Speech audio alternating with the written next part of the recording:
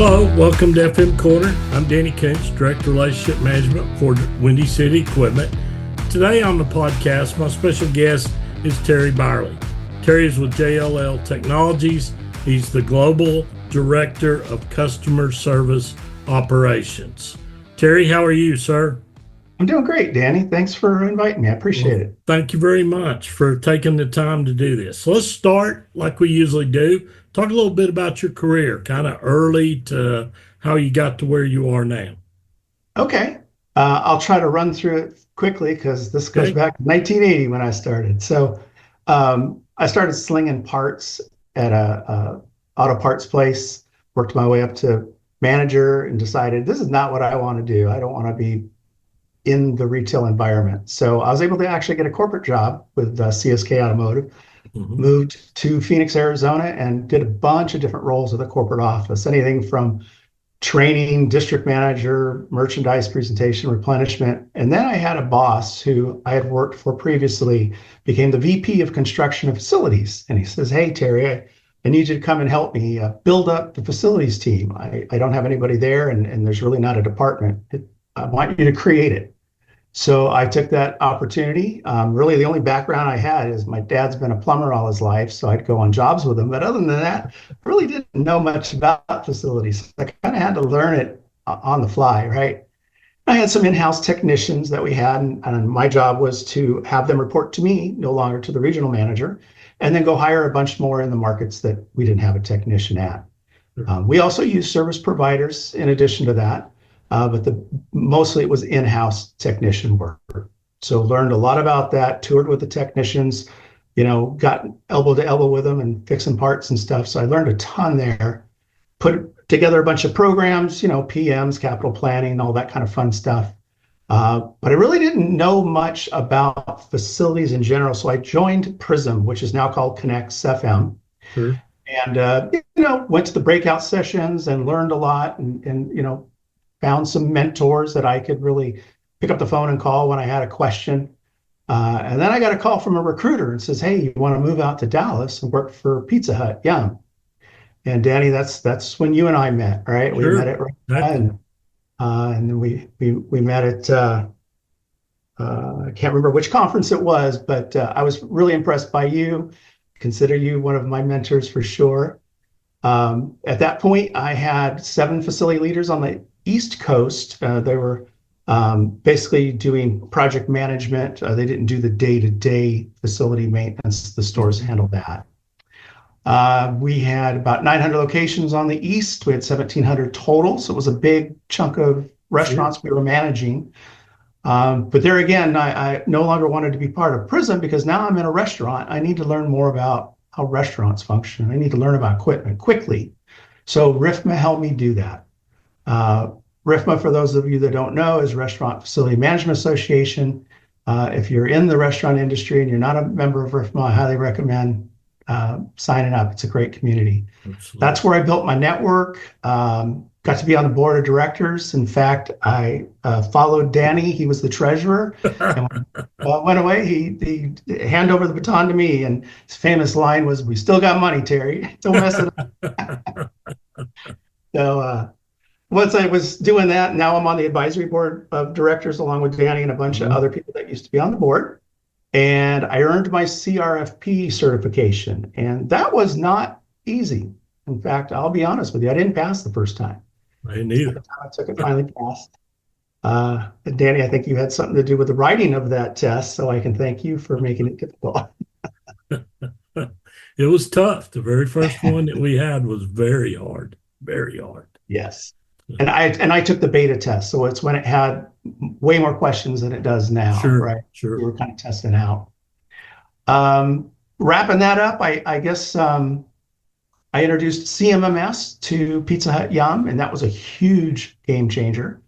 Then I decided mid-career I was going to go back and get my bachelor's degree. So I did that. And shortly after that, I got promoted to director of facilities and managed the entire team. Final step in my career path was I jumped the fence and went to the provider side. And so now I work at JLL and with a customer success team. There, I started as a customer success executive, and I only managed restaurant customers. Hmm. So that was great because I knew a lot of the restaurant customers from being part of Sure. RIF. After that, I got promoted to manage the team, and now I'm promoted to the director of customer success operations, where now I help the CST team support their customers. So I help in a much more global fashion. Sure. Absolutely. And I think the common thread in that with basically anybody, Terry, that I talked to that has a career or had a career on the facility side. No person ever yet has said, I wanted to grow up to be a facility manager. Right. They were doing a job. They, a lot like the story you had, there was a person and somebody said, hey, I think you got something, you could do this. And you just took it and you figure it out. And that has seemed to be, we could line up 25 people and put them in a room and basically everybody has the same story. Somebody saw something and they gave me an opportunity and I, was bold enough to just take it and run with it and figure it out. And that seems to be the story by almost I, everybody I agree with you 100%. that does that. How speaking of that, how does you being a former facility person, how does that help with your role now? So when I was a CSE, it really helped me emphasize with them because I felt the pain, right? I Sure. had a restaurant that caught on fire, and I went through all that, so I can totally relate to them. And I can also share best practices that worked for me, and I can also share things that did not work. And please don't repeat my mistakes. Sure. That's helped tremendously, sharing those real life examples. Sure. Because you understand. And a lot of things in life, are not my side, but can I understand the other side? Right. And that helps so much that you Absolutely. have an insight into it. You know how it works. You know the things that people go through and kind of helps as the situation goes to help somebody make the right decision and understand where they're coming from. Yep. Exactly. Exactly. What's your key role now at JLL that you do? So in operations, it's a lot about data and the tools. Hmm. So I'm trying to make the CSE's lives easier by taking the pity stuff away and just letting them focus on what's really important, working with their customers to help them reach their objectives and goals. Got it. Understand. You spoke about RIFMA a little bit, and I think you kind of tied into it. But if there was ever an information place, opportunity, or whatever, I've said it many times. It's my Google. Yeah, Instead of Google, I'll just go to RIFMA and ask somebody. that's it. And whether that was when I was on the restaurant side, and I could pick up the phone and call somebody from a competitor, say, listen, this is not a trade secret, but I'm having a problem in my restaurants. Have you had this problem? And yeah, I had it. Well, what'd you do? What have you Exactly. done? And I tell them what I've done. They said, did you do this? No, I never thought of that. Okay, try that. Or the other way around. I know I did Hobart full service contracts a long time ago and was one of the first people to do it on a big scale. And I had folks that call and say, hey, tell me why. Why do you do it? Here's the questions I'm getting asked. How did you answer that in your leadership at Ruby Tuesday, to get the approval to do this? Because I want to do it too, or I'm thinking about doing it, or I think it's really dumb, convince me otherwise. Right. Whatever that was, somebody just asking, or rather than if it was a vendor or someone like that wanted to do business with me or with you. I I don't need a dog and pony show. I don't want 20 slides and I don't need all that. I get it. Just tell me who you work for. That's what I really care about. Tell me who you work for because I'll walk around and talk to them and I'll find out, and that's easy. But just the ability to get information, the ability to learn. The president of Ruby's one long time ago, Terry asked me, she said, what do you learn at Rifflin? And what is the best part of Rifflin? And I said, you'll find this funny. It's at the bar with the board of directors the night before we start. And she goes, okay, besides the drinking part, what's good? I said, the thing is, sit there for a long evening with all my peers who do the same job I do. Yep, And I feel 100% better when I leave because I know they have the same problems I have. It's not just me, it's everybody. And absolutely. the other thing is, if I just sit there and listen long enough, I'm going to get two or three key points that come out in conversation and go, I got to write that down. That's something I need to follow up on, you know, besides the camaraderie of the people and all that. But you learn Right.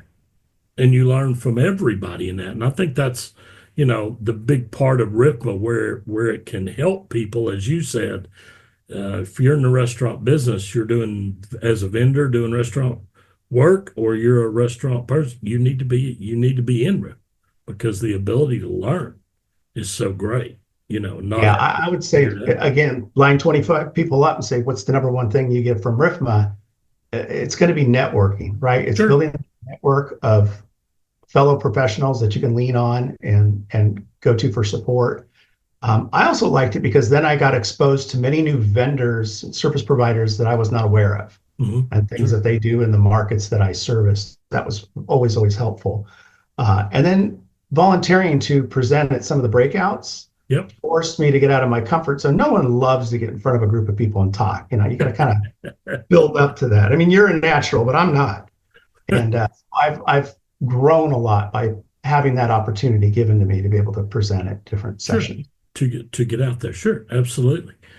Um, can you kind of speak to growth and acceptance of third-party providers, platforms, say in the last 10 years, from 10 years ago now? Because used to be there was a few companies and a few people did it, but everybody kind of wanted to do their own thing. Now almost everybody is in a platform or a third-party agreement of any Right. I mean, I size. am I am surprised when we will reach out to prospects and to find out they're still tracking it on spreadsheets, Danny. It's like, how can you do that? And how many locations do you have? So third party, I'll talk about CMMS because that's what I know and Sure. love. So that was the beginning 10 years ago, or maybe more than 10 years ago, but you were using spreadsheets. That's what everybody did. Yeah. So that was the first step is just start tracking your equipment and your assets and your work orders and your spend. That was the big thing. And then it was the ability to pick the pros you want to use and not be handcuffed to the pros that this particular provider had. In other words, if they weren't connected to a pro you used and you moved to that provider, you couldn't use that pro anymore. So that was kind of the big next step. Now I can pick my own pros. That's great. Then they introduced mobile apps. I mean, that made it super helpful when you're in the field. And most facility people are in the field. They're not in the office normally. Um, Barcode, QR code scanning, that was another big deal that came Sure. out. Now it's super accurate when you're creating a work order and you got 4 fryers. And on my list, it says fryers 1 through 4. Well, I don't know which one's 1 through 4, so I'm just going to pick the first one. Sure. With QR codes, now you've got a different QR code in each one. So when you scan the fryer that's down, the system knows, oh, that's number 3. That's not number 1. So now your reporting's accurate and it's much quicker to submit the work order. Sure. Sure. Moving in the last 10 years, we went from being reactive to trying to become proactive.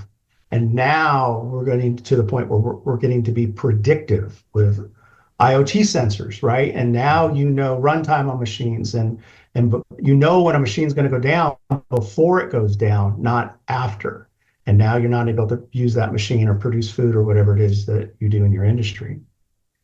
Refrigerator tracking is a big deal coming up now, and with the regulations, especially in California, you have to have this refrigerator tracking.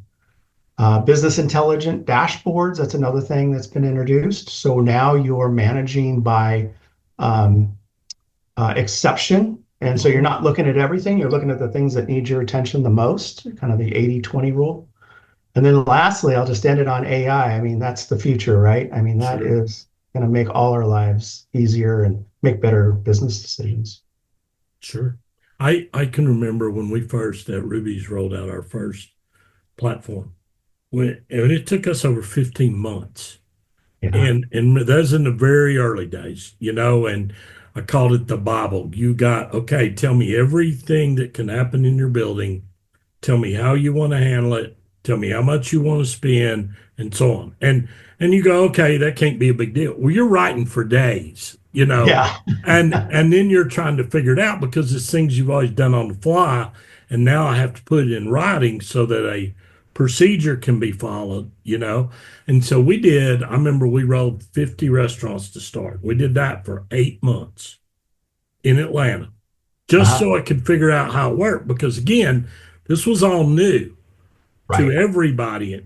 Ruby's called Danny's team, and here's how we did it. And we called somebody and said, go do this. It was simply that.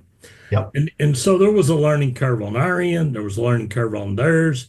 And so after 8 months, we probably had, okay, we got 15 items that don't feel like they're working like they should. Okay, let's stop and go work on them, and then we'll start doing a rollout.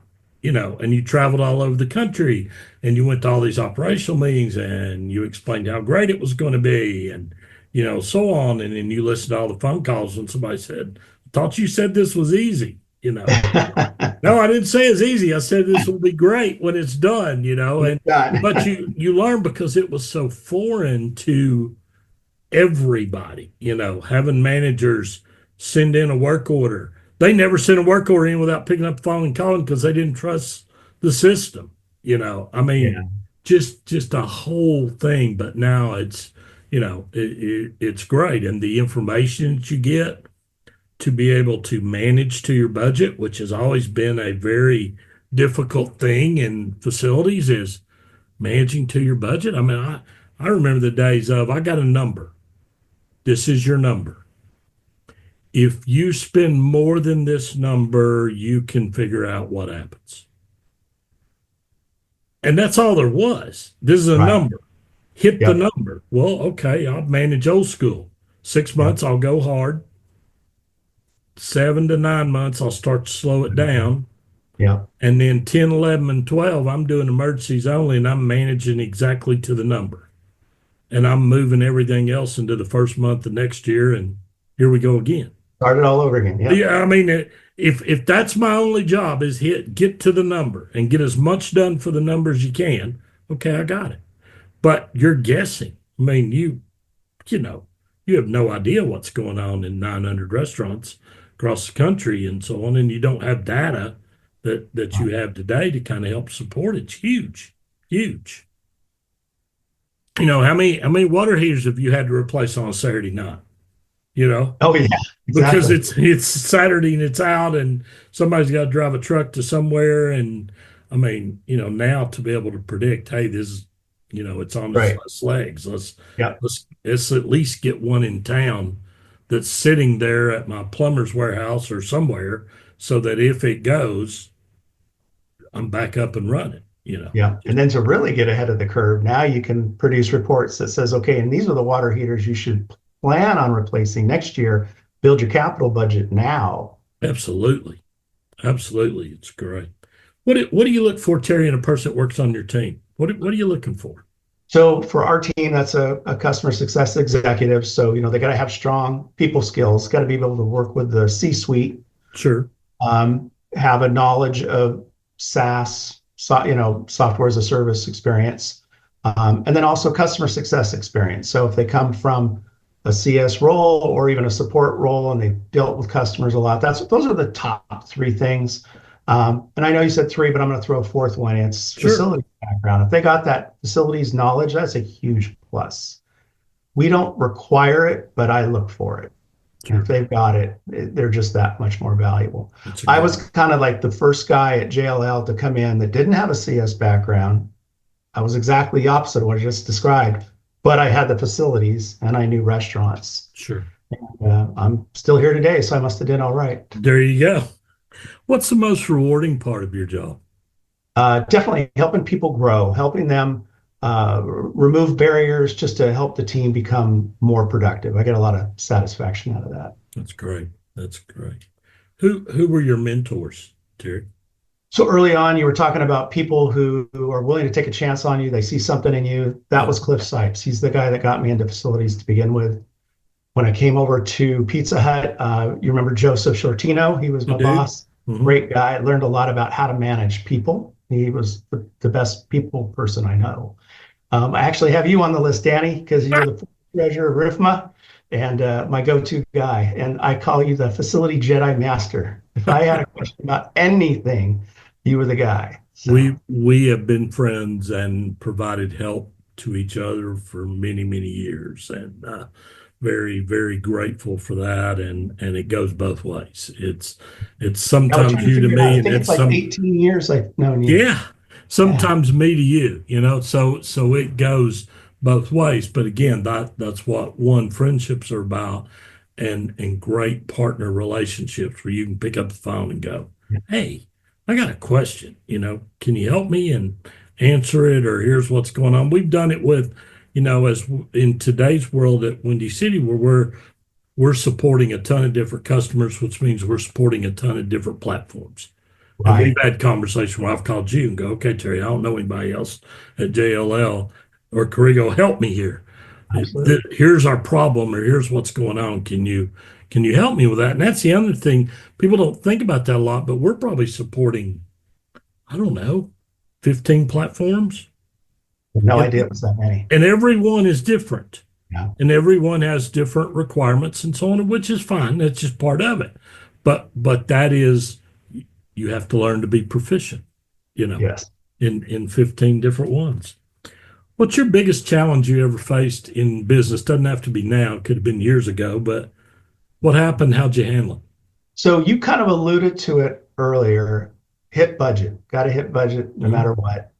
So you go through that scenario you just explained, you go heavy the first 6 months and then you cut back a little bit. And then in October, you get your budget cut. And it's like, now what am I going to do? Now I had a number I was trying to reach. There's no way I'm going to hit this new cut number. So you got to get real creative and like look at your PMs. Is there something I could do with this PM? Push it to next year, or take something out of the PM to help reduce it. Am I picking the right service providers? Am I getting the best bang for my buck? That would be one of the biggest challenges. The other one, industry wide, is kind of the decline of the blue collar professional, right? We've Oh, got a lot of people retiring, and we don't have a lot of pipeline to fill those roles. And it's becoming more and more difficult to get talent in that blue collar industry. sure. It's Well, really hard. We struggled, and I spent probably 8, 9 months working on the side of the interview process, which I'd never interviewed techs before, but I'm the get to know kind of person. So it's like, okay, just talk to them, and what does your gut say? And the number of people that you went through, or even you get a resume and you chase them for a week just trying to get them to answer your email. Can they do a call? You know, right. and then they no show your call. And then, you know what? I, I don't understand. I mean, I just don't understand some of this. Or they take a job and 2 months later somebody says, "Do you want to come over here? You gonna pay me more?" "Yeah, okay, I'm gone." I mean, it Yeah. it is just crazy to get. So it's very, very difficult. I'll tell you a very fast story. My one of my many, many mistakes, but very early on, I was doing all the purchasing for Ruby's, and Ruby Tuesday's concept had blue carpet back in the days that all restaurants had carpet. We had a new concept called L&N Seafood Grill that was around for a few years, but we only had one. It was in Knoxville. And I was told to order 190 square yards of carpet. Okay. So I wrote a PO. I ordered the carpet. Guy called me. He goes, "Hey, Danny, they delivered the carpet out front. How are we supposed to get this off the truck?" And I said, "It's one roll. How hard is it? Get two guys, one guy get one end, the other guy get the other end, and pull it off the truck." And the guy goes, "No, you don't understand. I have 1,900 yards. My PO said 1,900, not 190. Only had one restaurant. Terry, I could have covered the state of Tennessee with this carpet." And I am absolutely, oh my God, I'm getting fired. And my boss walked in my office and he goes, "I heard you got a carpet problem." I said, "It's a little one." And he said, "Welcome to your new job. You got 48 hours to figure out what to do." Wow. And he turned around and walked out. I called the carpet company. I begged Will you store it? Will you bill me something every month? Will you do, whatever?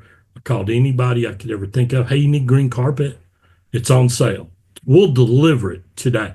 So between that and some other stuff, I kind of got through that. But again, the lesson I learned was always double check.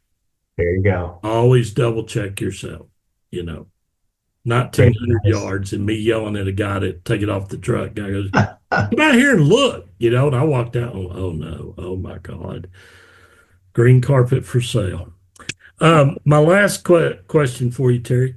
What's your kind of go-to quote or thing that you kind of hang your hat on that keeps you motivated, keeps you moving? So I'm going to quote Martin Luther King Jr. He says, if you can't fly, run. If you can't run, walk.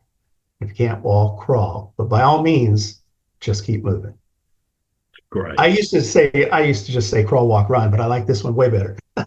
That's great because again, you can always do something, and one of the lessons I can remember always speaking to my team about, if you have to make a call, make it. Right. The worst thing in the world is not do anything.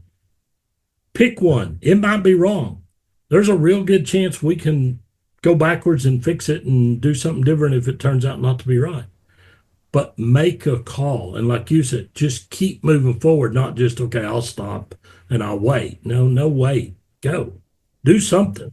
Odds are you're going to be right. And the worst part of that is you might be wrong, but you're going to learn a valuable lesson because you won't never do it again. Exactly. And I had a second quote here. It was Nike's quote, right? Just do it. Just do it. Yeah. Just do something. Don't wait. Or I've had people that have said, did you call this customer back? Well, I don't have anything good to tell them. It doesn't matter. You got to tell them. You got to call them, and you got to tell them. Or I have bad news. Well, bad news doesn't get better when you wait. That's right. It doesn't. And so you got to tell them. You got to talk to them. You can tell them. I many times said, hey, listen, I know I'm in charge of facilities and I'm supposed to know everything. I'm just telling you right now, I don't have an answer to your problem. I don't. I'll get one. But right now, I don't have a clue. But I'm working on it. And I'll keep working on it until I figure out what it is. But, I'm not going to tell you a story that I'm all over it when I'm not. I'm all over it on effort, not ability right now, So anyway. Well, my friend, thank you very much for the time. That's great. We're looking forward to be able to do the second episode we'll do together where you can give a bunch of tips on how to use a CMMS system. I think that'll be wonderful for the folks that are using that, and just appreciate your time. Sure. And just to give a little teaser on that, so we're going to break it down. So even if you don't have a CMMS today, we're going to talk about what do you do when you look for a CMMS? Good. How do you deploy the CMMS? And then what are best practices once you have it and how to use it? So that'll be great. That will be super information. So that will be coming after we do our next recording on it and put it out. That will be great. We're going to get that out quickly so that everybody will have a chance. And then I will see you in February in Las Vegas. All right, buddy. Looking forward to it. Terry, thanks so much. I appreciate it. All right. Take care.